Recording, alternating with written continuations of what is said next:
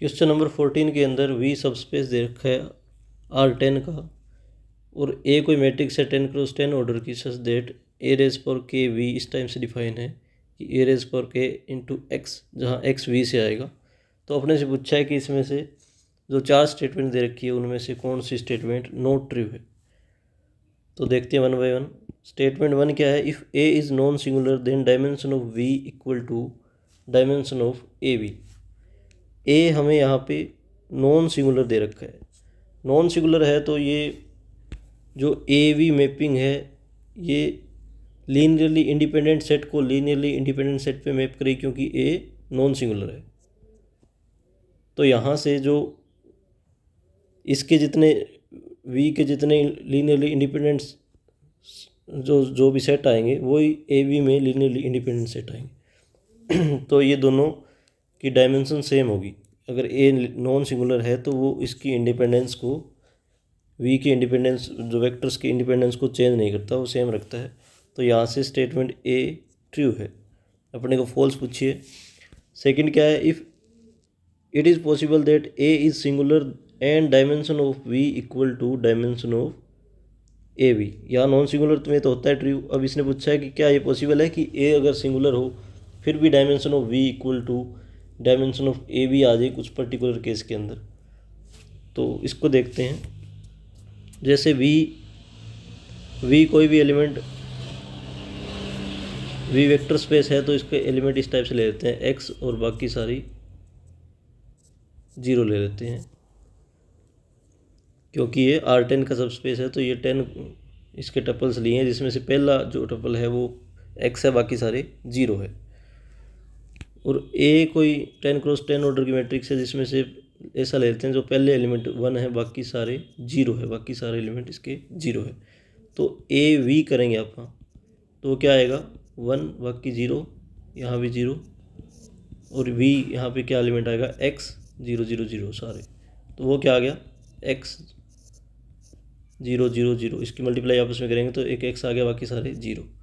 तो जो v था और ए वी दोनों सेम आ गए। सेम आ गए तो मतलब इनकी डायमेंशन भी क्या है सेम होगी और a यहाँ पे सिंगुलर भी है। तो ऐसा a पॉसिबल फाइंड कर सकते हैं कुछ पर्टिकुलर v के लिए। तो ये वाली स्टेटमेंट भी क्या है ट्रू है। अपने को नॉट ट्रू फाइंड करना है। ऑप्शन सी क्या है, if rank of A equal to 8 then dimension of A V is greater than equal to dimension of V minus 2। क्या ये होल्ड करेगी? तो यहाँ रैंक ऑफ ए, अपने को रैंक ए की जो रैंक है वो कितनी दे रखी है 8 दे रखी है। अब डायमेंशन ऑफ ए वी पूछा है। Dimension of A we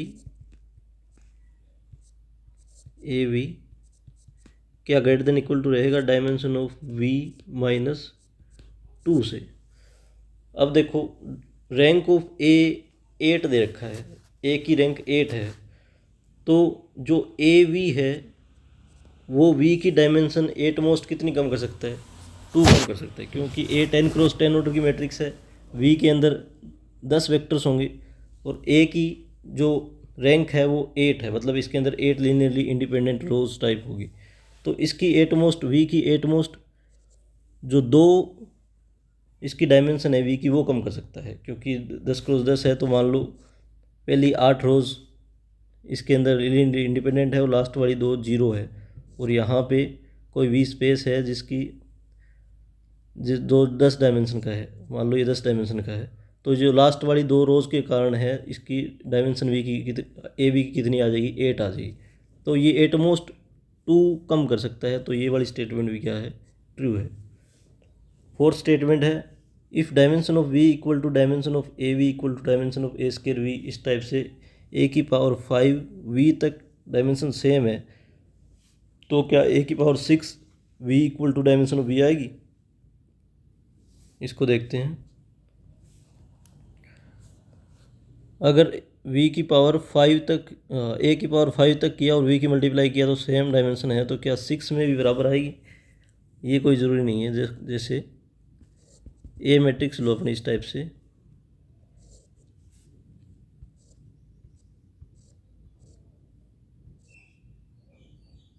10 cross 10 order किया है तो ये 1 2 3 4 5 6 7 8 9 10। ऐसे ही यहाँ पे 1 रखो, बाकी सारी 0। ये क्यों कर रहे हैं? क्योंकि पावर जब बढ़ाएंगे तो ये 1 आगे शिफ्ट होता रहेगा। नीलपोटेंट मैट्रिक्स है ये।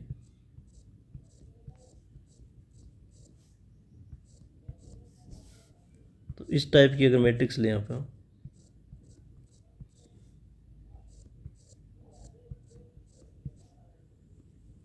ये जस्ट डायगोनल के ऊपर ऊपर अपने बन लिए, ये डायगोनल वाली एंट्रीज है, ऊपर बन लिए डायगोनल के 1 2 3 4 5। 5 ले लो क्योंकि 5 के बाद 5 तक सेम रखना है। 6 का अपने काउंटर एग्जाम्पल बनाना है कि 6 इसके बराबर ना हो। ए की पावर 6 इंटू वी करें तो वो बराबर ना आए।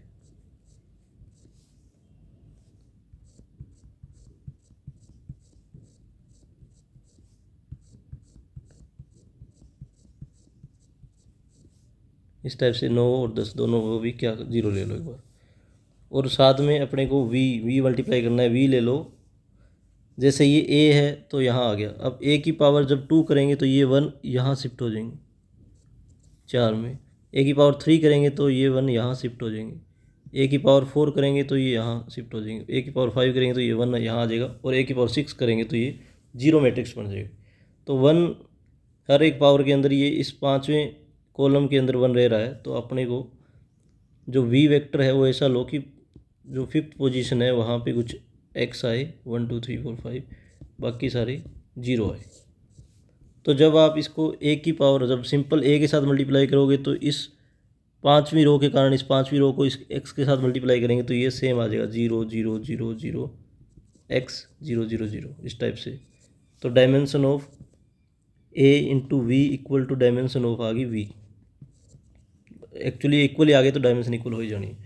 जब ए की पावर 2 करोगे, ए की पावर 2 इंटू वी करोगे, ए की पावर 2 करोगे तो जो 1 है वो यहाँ शिफ्ट हो जाएंगे सारे। जब इसके साथ मल्टीप्लाई करोगे तो 5वें नंबर 1 2 3 4 5 यहाँ जो 1 होगा, यहाँ जो 1 होगा उसकी वजह से इसको मल्टीप्लाई करोगे तो ये सेम टू सेम ए की पावर ए स्केयर वी क्या सेम ये देगा 0 0 0। 5वें पे एक्स आएगा, बाकी सारी 0। ये मल्टीप्लाई करके देख लेना। ऐसे ही ए की पावर जब 3 करेंगे 3 वी करेंगे, ए की पावर इसकी जब 3 करी पावर तो पावर 1 पे ये था, पावर 2 पे यहाँ शिफ्ट हो गई, पावर 3 पे 1 1 1 यहाँ शिफ्ट हो जाएंगे। तो 5वें नंबर पे कौन सा है 1 2 3 4 5। तो सेकंड ए की पावर 3 में सेकंड रो के कारण ये सेम आएगा। और ऐसे ही ए की पावर 4 करोगे तो ये यहाँ पे कहीं शिफ्ट हो जाएगा 1 2 3 4 5। ए की पावर 6 करोगे तो ए की पावर 5, ये अपने को यहाँ 6th वाले पे लेना पड़ेगा एक्स। 6 वाले पे लेंगे तो 1 2 3 4 5 6। सबसे पहले एक ही इसके साथ मल्टीप्लाई करोगे तो इसके कारण इस 1 के कारण ये सेम वी रह जाएगा। जब ए की पावर 2 ए स्केयर किया तो ये 1 यहाँ शिफ्ट हो जाएगा, इसके कारण ये रह जाएगा। ए की पावर 3 करेंगे तो यहाँ हो जाएगा, 4 करेंगे तो यहाँ, 5 करेंगे तो यहाँ, और 6 करेंगे तो 0। जब ए की पावर 6 वी करोगे तो आपके पास अल्टीमेटली जो बनेगा 0 0 0 0 ही बनेगा वेक्टर।